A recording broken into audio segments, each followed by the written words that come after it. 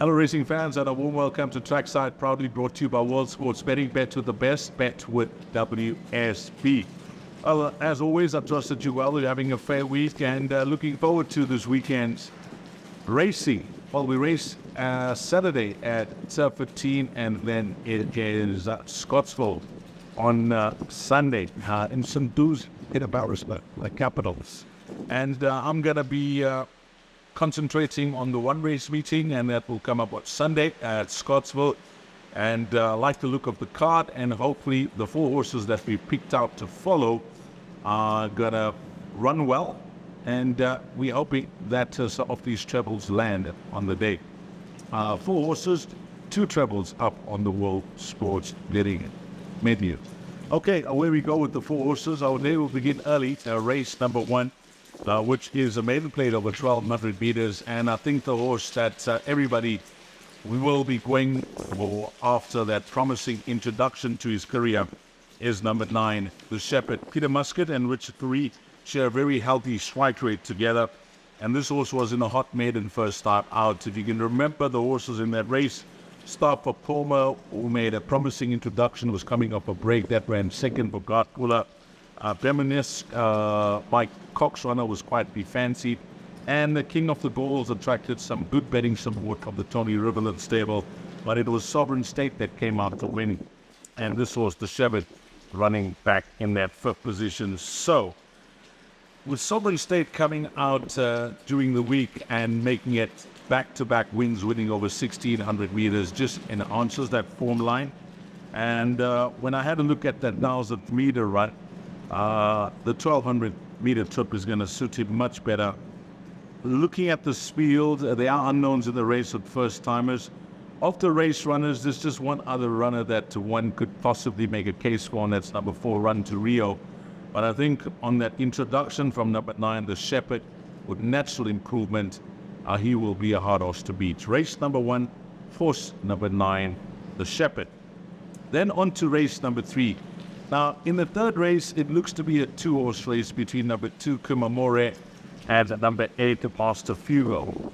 And I'm going to be in the camp of the Kanamea runner, number 8, the son of Master of My Fate. Now, Dean Kanamea and Craig Zaki, they're still searching for that first win together. And at the time of recording this show, they haven't had it. And if there is going to be that first winner, if it doesn't happen on prior to the recording of the show, which it won't because there is no racing in Cape Town on Saturday, I think this could be the first of their winners together. This horse, Master Fugo, his debut run, he drifted right out in the betting market at 25 to 1. And I'm sure the connections in the stable would have been pleased with that introduction, just under 3 lengths behind Perfect Outlets. And that day, he was a bit green for most of the way. In fact, he did lose a couple of lengths and found himself towards the back of the field. And he only started to get the hang of things over the final 200 meters. When you put out his pedigree, he is a half brother to Eye of the Prophet, and we know how well that horse has done as a 3-year-old for Paul Batchett, winning the Group 2 Gauteng Guineas, of course, a memorable moment for Rachel Vinica. So number 8, Master Fugo, on what I saw first time out of that 1,200 meter trip, he's a horse that's looking for 1,400 plus. He's no doubt going to relish the extra 200 meters with natural improvements.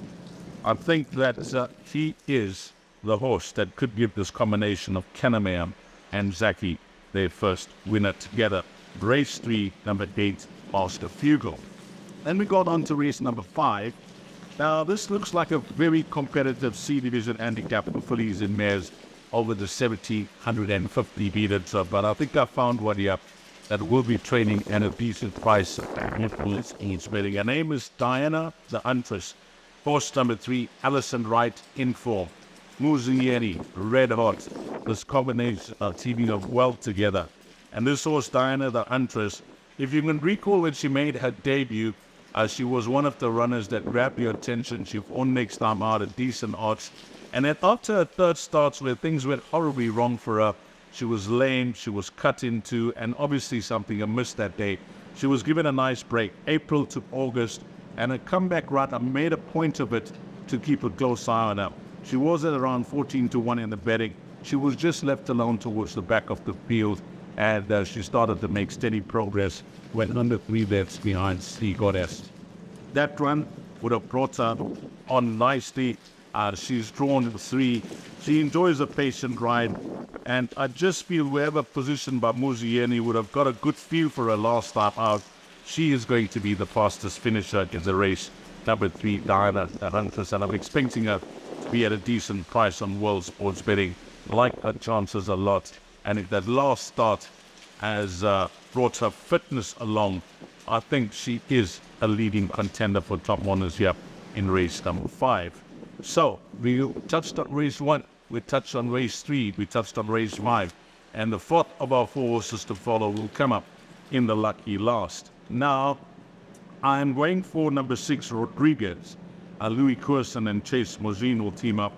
You can see that Brave Voyager form line featured a bit in this race. Papa C beating Rodriguez, Winter Royal and Captain Lou finishing behind them. But you watch that race and you will see that from that poor draw, 12 out of 14, Rodriguez had a lot of work to do turning into that home straight at Scottsville. And he was the fastest finisher behind Brave Voyage. That run, I think, over this 1950-meter trip is going to suit him much better, that run being over a mile. And then he got to his penultimate start. He was a touch unlucky that day. It was a photo finish between himself and Kuto, which didn't go his way. And now he's drawn 6 out of the 12 runners. So in the middle of the park is number 6, Rodriguez. It's long overdue. Over a year, 382 days since he last won. And he is threatening off this low rating of 65. And if things go according to plan, he doesn't have a mountain to climb when they turn into the straight. And I don't think he will from draw 6. Chase Mozine will be much sharper this time around and have him within striking distance turning to the straight. But I'm expecting him to be finishing off his race well. And another horse that I think will be at a decent price here. Horse number 6, Rodriguez, in race number 8. And that is it. You got our 4 horses to follow. Races 1, 3, 5, and 8. The boys at World Sports Betting, they'll be putting up the 2 trebles with the respective odds for those 2 trebles.